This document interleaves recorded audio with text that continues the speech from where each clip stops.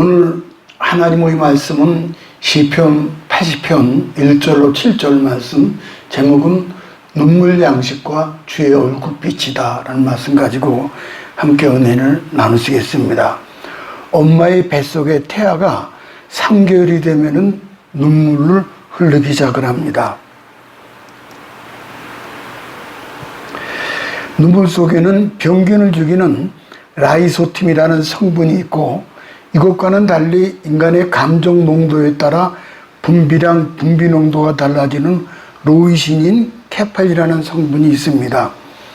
양파 썰 때나 마늘을 지을 때 나는 눈물은 이 성분이 없고, 고통이나 기쁨이나 감정의 눈물에만이 있는 그런 성분입니다. 옛날에 안질로 고생하던 한 왕이 있었습니다. 눈이 아팠으므로 많은 의원들의 처방을 했지만은 백약이 무효였습니다.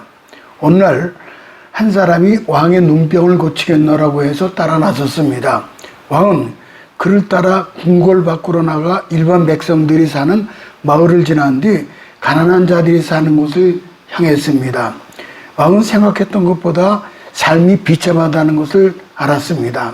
그때 슬픈 통곡 소리가 나서 찾아가 보니 다 쓰러져가는 오목살이 단칸방에 누더기를 입은 시신이 옆에 어린 자녀 셋이 울고 있는 겁니다. 이런 기막히고 처절한 광경을 목격한 왕도 눈물이 나서 그 자리에 엎드려서 통곡을 했다고 합니다. 얼마 후 진정한 왕은 깜짝 놀랐습니다. 자신의 눈에 통증이 완전히 치료되어 깨끗이 나았기 때문입니다. 시편 80편의 탄생 배경은 아시리아가 북이스라엘에 쳐들어와서 멸망시키던 주전 722년 경입니다.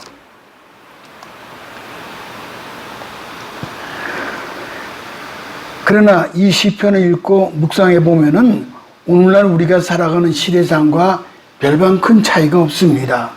이스라엘 민족은 애굽에서 구원하여 가나안 족속들을 쫓아내고 그곳에 심겨놓은 한 그루의 포도나무로 묘사하고 있습니다. 하나님 그 포도나무를 친히 가꾸시고 그 뿌리가 깊이 내려놓고 땅에 가득하게 박혔습니다. 근데 어느 날 하나님 그 울타리를 헐기 시작을 했어요. 그래서 길 가던 사람들이 그 포도나무 열매를 함부로 따기 시작을 했습니다. 하나님은 지나가는 나그네들이 그 포도송이를 따도록 그냥 내버려 두셨고, 심지어 숲속에서 멧돼지들이 나와서 그걸 먹기 시작을 했습니다. 즉 들짐승들이 나와서 그 포도나무를 열매를 먹고 나무를 꺾어버리는 거죠. 이것이 시편 80편의 배경입니다. 이런 배경 속에서 첫째 눈물의 고통은 하나님의 진노 때문입니다. 4절을 가볼까요? 만군의 하나님 여호와여, 주의 백성의 기도에 대하여 어느 때까지 노하시리까?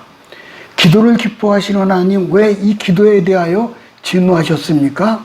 그것은 죄를 지은 사람이 아무리 기도하더라도 회개하지 아니하고 바리새인처럼 외식하는 기도는 하나님 기뻐하지 않죠. 오히려 진노하시죠. 노라는 말은 히브리어로 아수안이라는 말인데 머리끝에 연기가 나며 매우 화가 났다, 그런 뜻입니다. 성경에서 하나님의 진노를 불로 상징을 하죠. 시편 78편 21절에 가보면은 여호와께서 듣고 노하셨으며 야곱에게 불같이 노하셨고 또한 이스라엘에게 진노가 불타올랐으니, 하나님께 진노하신 이유가 무엇입니까? 그 다음 78편 22절에 보면은 이랬어요. 이는 하나님 믿지 아니하며 그의 구원을 의지하지 아니한 때문이로다. 그러니까는 사람이 하나님 믿지 않으면 우상을 섬기게 돼 있어요. 그리고 하나님 구원을 의지하지 않고 세상을 의지하게 되는 거예요. 하나님 기도에 불구하고 분노를 품으신 까닭은 그 속마음을 찢지 않고 표면적 입술로만 했기 때문이죠. 세계적인 재앙은 점점 심각합니다. 이전에 보지 못했던 화산 폭발, 지진, 홍수, 가뭄, 특별히 폭염이 아주 지금 난리죠. 폭염 때문에 큰일이에요 지금. 거기다 이제 큰 대자가 붙어가지고 대포경이 지금 장렬하고 있죠. 왜 그렇게 부릅니까? 그 진노 때문이에요. 시편 18편 7절에 보니까 이랬어요. 보면은 이의 땅이 진동하고 산들의 터도 요동하였으니 그의 진노로 말미암으로다. 천지를 창조하신 후 세상 보시기에는 하나님이 보시기에 좋았더라 하셨어요. 분명히 보시기에 좋았더라. 근데 이제 이렇게 망쳐놨으니까는 진노하지 않을 수가 없는 거죠.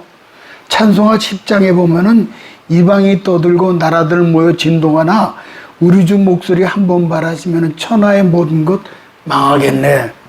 찬송가도 있어요. 천하의 모든 것이 한순간에 망해버리는 거예요.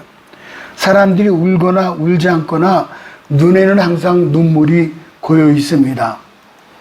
이 눈물은 눈을 보호하는데 큰 역할을 하는데 눈을 감싸고 있는 액체는 눈물샘에서 나옵니다. 이 그림을 좀 볼까요?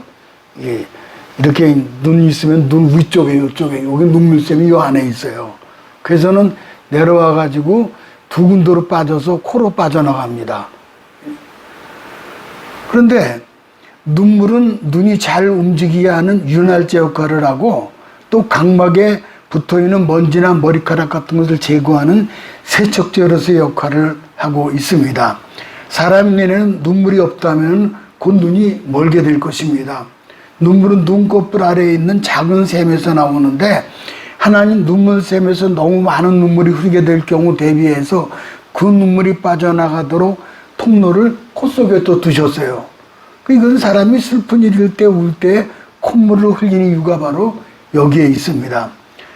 사람이 우는 원인은 여러 가지가 있는데 강한 빛을 보거나 바람이 눈물샘을 자극할 때도 눈물을 나오고 우리의 몸은 매우 놀랍게도 만들어져서 강한 감정을 갖게 될 때 눈물을 흐르게 합니다. 눈물 흘린다고 해서 슬픔이 나타나는 건 아니죠. 기뻐서 웃을 때, 심지어 하품할 때도 눈에 눈물이 고이게 됩니다. 현대인들은 눈물이 메말랐습니다. 장례식장에 가보면은 우는 사람은 찾아보기 힘들 정도입니다. 그만큼 감정이 메말랐다는 증거죠.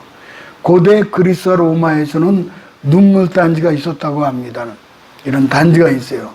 그래서 목이 가는 작은 병인데 장례식 때 흘린 문상객들의 눈물을 그 병에 담아 무덤에 함께 묻었다는 겁니다.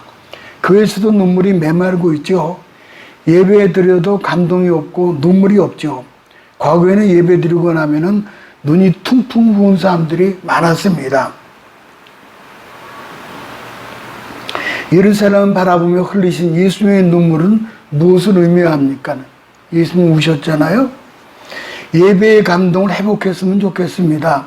하나님을 향한 눈물과 감동과 감사가 가슴을 울렸으면 좋겠습니다. 눈물이 우리의 신앙의 본질을 인도합니다. 눈물이 고인 눈에 주님의 십자가가 선명하게 보이죠. 젖은 눈에 부활하신 주님의 영광이 보이고 그 다음에는 애통하는 심령 속에 예수 그리스도의 발걸음의 소리가 들게 되는 거죠. 두 번째는 눈물의 양식은 죄 용서의 기회가 됩니다. 5절을 가볼까요? 5절을 보면은 주께서 그들에게 눈물의 양식을 먹이시며 많은 눈물을 마시게 하셨나이다. 눈물 양식은 시브리어로 레헴 디무이 이 말을 쓰는데 구약 성경에 여기에만 나오는 말씀입니다. 창세기 보면은 죄를 범한 인류에게 땀이 양식이 되고 눈물이 양식이 되었다라고 말씀을 주고 있습니다.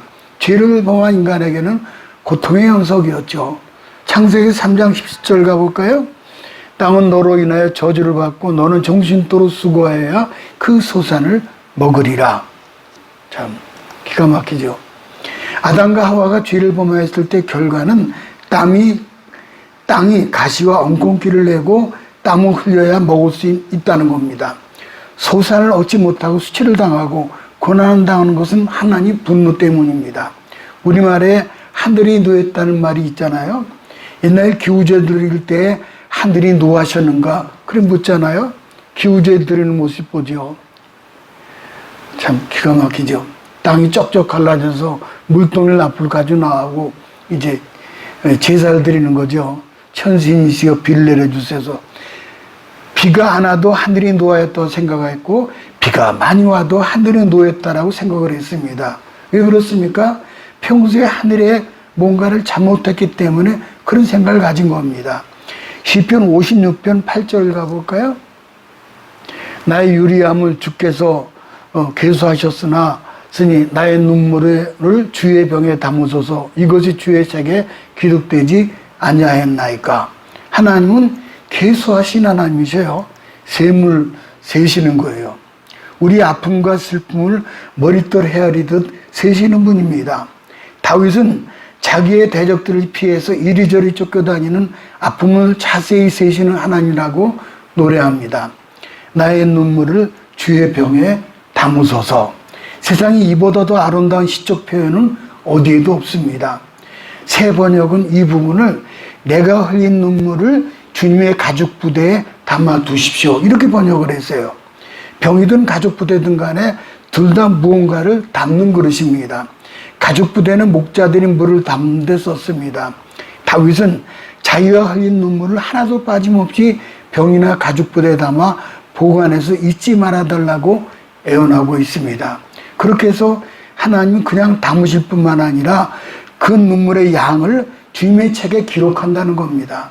우리는 오늘날까지 인생을 사는 동안에 애통하면서 흘린 눈물의 양이 얼마나 됩니까? 눈물이 가득 찰 때 우리의 기도가 응답이 되는 줄로 믿습니다. 우리 몸에 나오는 세 가지 액체는 다 귀하죠. 땀과 피와 눈물이죠. 그런데 이 셋 중에 우리의 마음과 직결되는 것은 눈물입니다. 눈물이에요.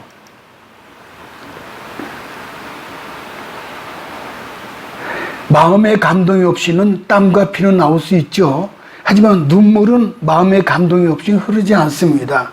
그러므로 눈물은 우리에게 주신 가장 아름다운 선물입니다.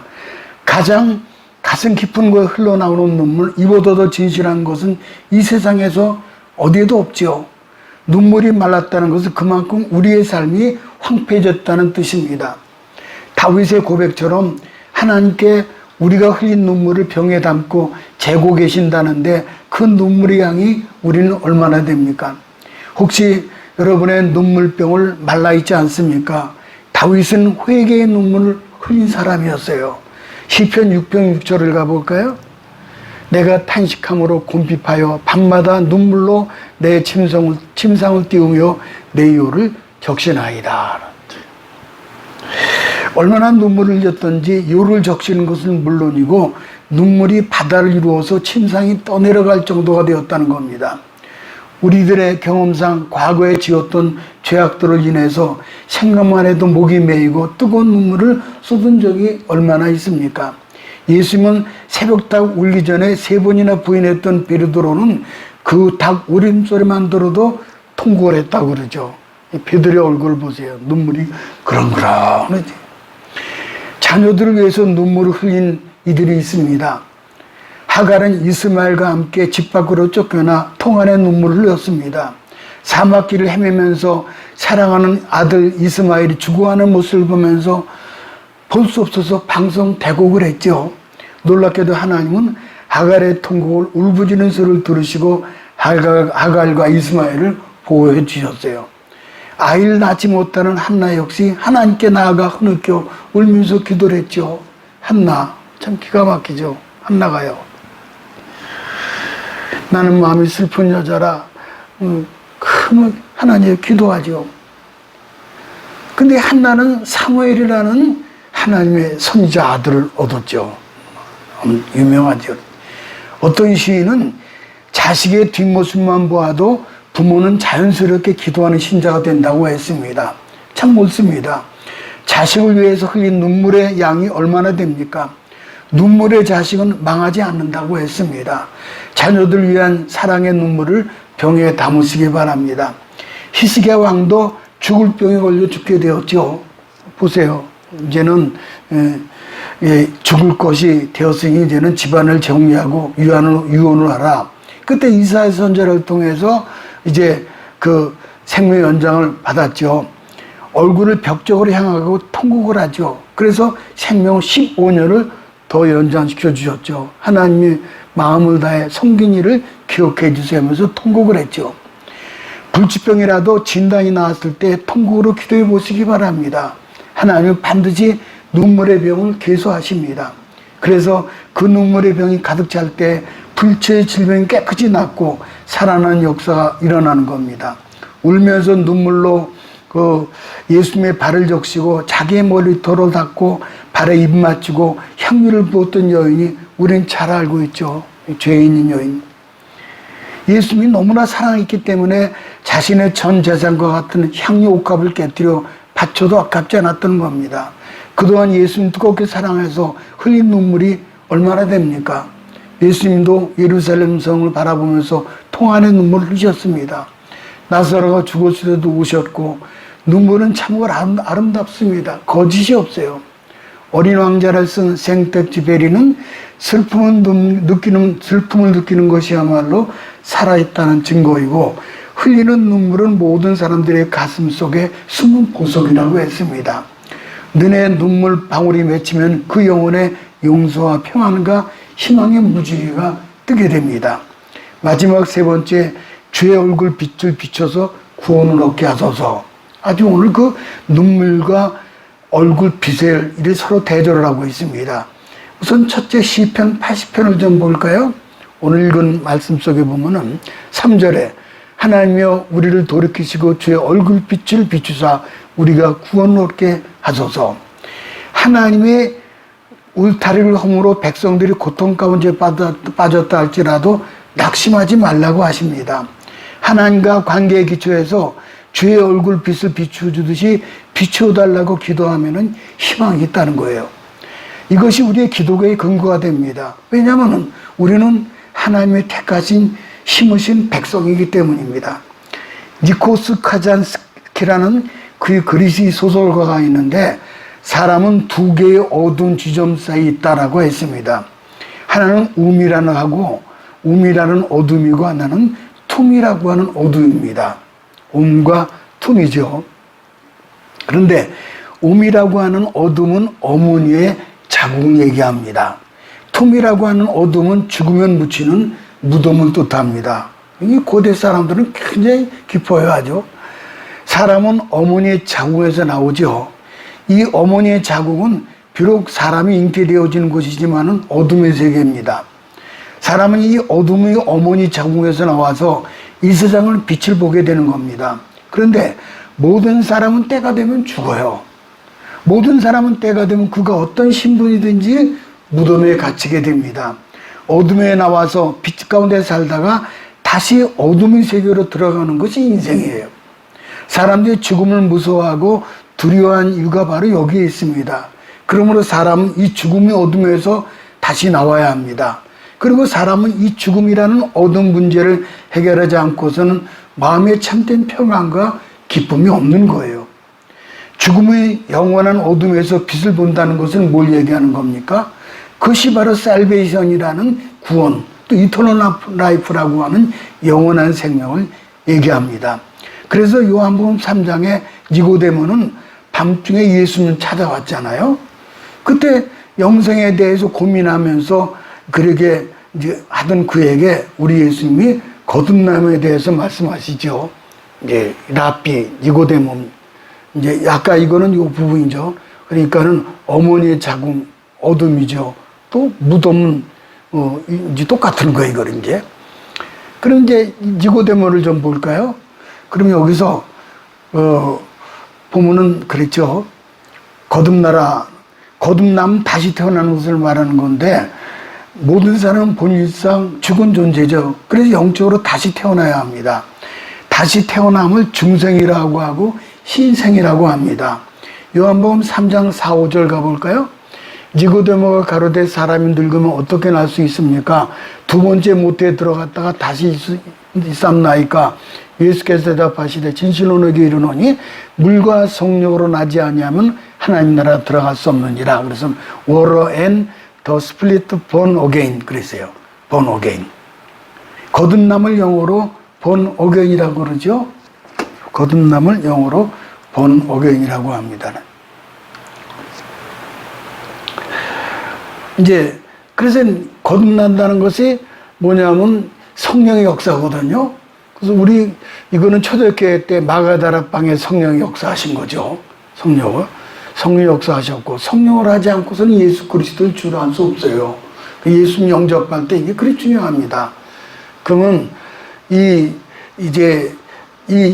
그러니까 너희가 회개하여 각각 예수 그리스도의 이름으로 침례를 받고 죄의 사함을 얻으라. 그리하면 성령을 선물로 받으리니. 그래서는 이제 우리가 예수 믿고 난 다음에는 구원의 확신을 뭐로 표현하니 그 침례로 말합니다. 침례가 번어게인, 거듭난 사람이 받는 거죠. 보세요. 번어게인. 다시 태어난 거죠. 예수님이에요. 그 다음에 여기 보면은 예수님이 요단강에서 이제 baptism with water and the Holy Spirit, 성령으로 거듭나서 침례를 받는 이 그림이죠. 근데 이 약속에 따라서 우리 교회가 김용수 집사님이 이렇게 언양에서 그 계고에서 침례를 받았습니다. 또 이제 정혜진 성도 침례를 받았고 약식으로 받았어요. 머리에 물만 얹고. 그 다음에 김태욱 집사님, 그 다음에 이제 앞서 있었던 모든 성도들 침례 받았고, 다 침례 이렇게 받았어요. 보시죠. 그리고 이제 이게 그 어느 해인가를 보니까는 비가 안 와가지고 할 수 없이 그 앞에 이제 바다에 가서 받았습니다. 임랑해수욕장인데 이번에는 일광해수욕장으로 아주 길을 잘 해놨기 때문에 일광해수욕장에서 받으려고 합니다. 그 다음에 여기까지 보고 이제 그 요단강에서 받았던 그 영상을 좀 보도록 하죠. 가서 잠깐 보도록 하겠습니다.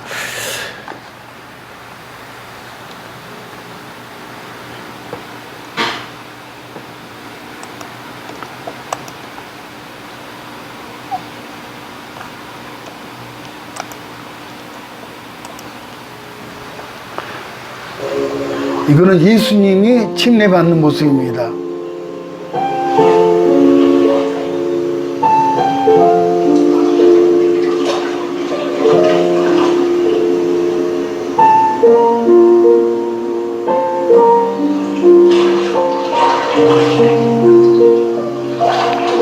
침례 요한이 일반 사람들한테 침례를 주는 거죠.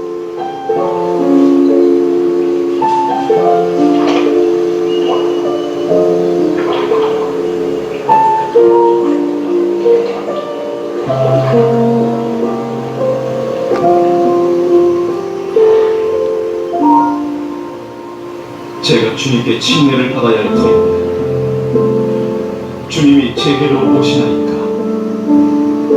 허락하라. 우리가 이렇게 하여 모든 의를 이루는 것이 합당하니라.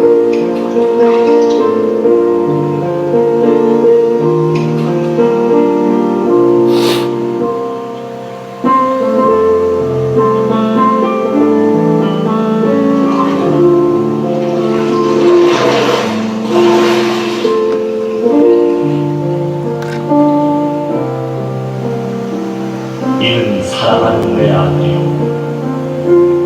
내가 기뻐하리니라.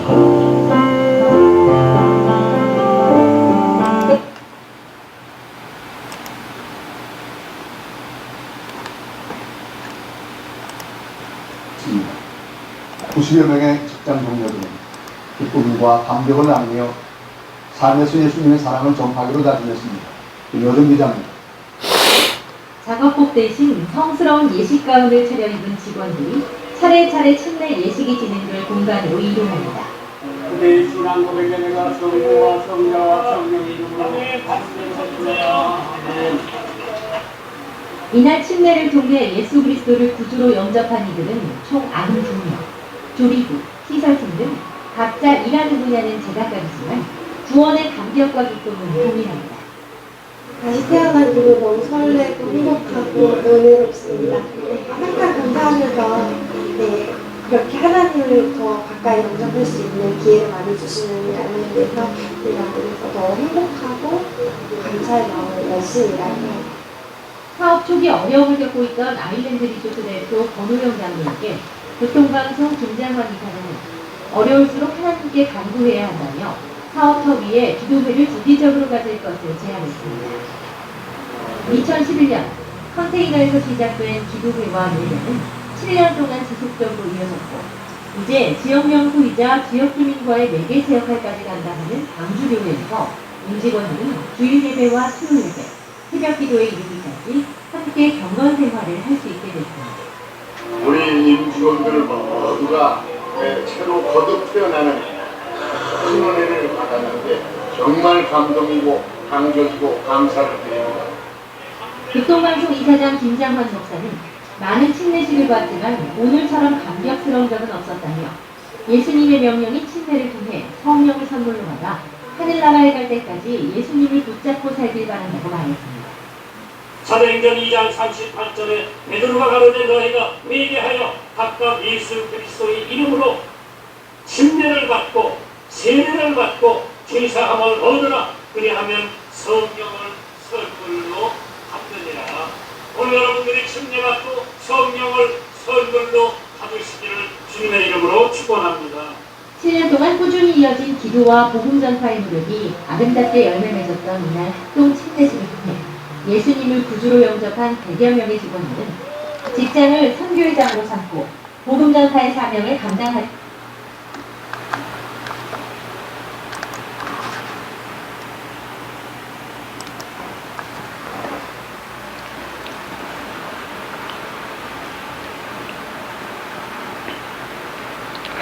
거듭난다, 다시 태어난다는 것은 왜 다시 태어나야 합니까? 옛사람은 죄와 사망의 지배를 받기 때문입니다. 그래서 다시 태어나야 한단 말이죠. 여기서 거듭남은 내가 새로워지겠다는 다짐이거나 결심의 차원이 아닙니다. 위로부터 주어지는 성령의 감동과 능력으로 새로 태어나게 되는 거죠.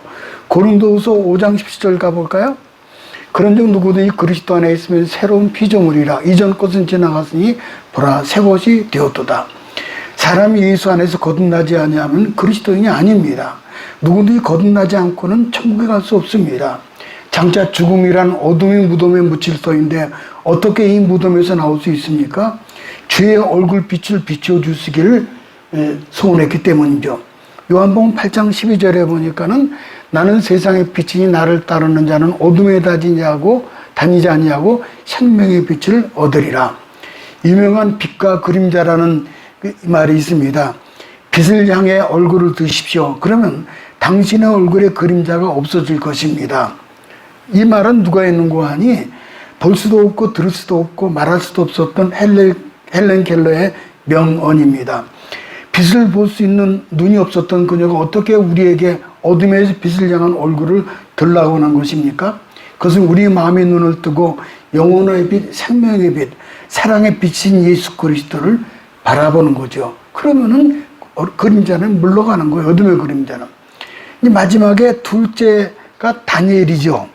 다니엘 9장 17절에 보니까 똑같은 말이 오늘 80편하고 나옵니다. 우리 하나님이여 지금 주의 종의 기도와 간구를 들으시고 주를 위하여 주의 얼굴빛을 주의 황폐한 성소에 비추소서. 근데 시편 80편에는 주의 얼굴빛이라고 그랬지만 여기는 주의 얼굴빛을 주의 황폐한 성소에 비추소서. 여기서 이제 주의 얼굴빛을 비추어 달라는 기도는 바벨론 포로 주전 586년 후인데 시편 80편은 아수르에 멸망한 단 722년이었죠. 그러니까 주의 얼굴빛을 주의 황폐한 성소에 비추어 줬소라고 이 다니엘은 한 가지 더 이제 황폐한 저서를 더 드리게 되는 거죠. 다니엘이 고국의 황폐한 성전 소식을 듣고 주의 얼굴빛을 비추어 주심으로 다시 제사 드리도록 탄원하고 있는 거죠.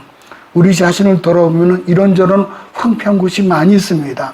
그러면서 17절에 19절에 주를 위해서 주 자신을 위해서라고 반복하고 있습니다. 하나님 외면하시면 우리는 소망이 없죠.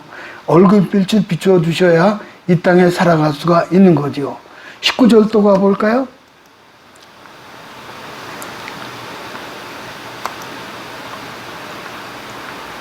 주여 들으소서 주여 용서하소서 주여 들으시고 행하소서 지체지 마옵소서 나의 하나님이여 주 자신을 위하여 하시옵소서. 이는 주의 성과 주의 백성의 주의 이름으로 일컫는 바 되입니다. 주여 나 이름을 7번이나 이제 부르고 있어요. 간절히 부르고 있죠.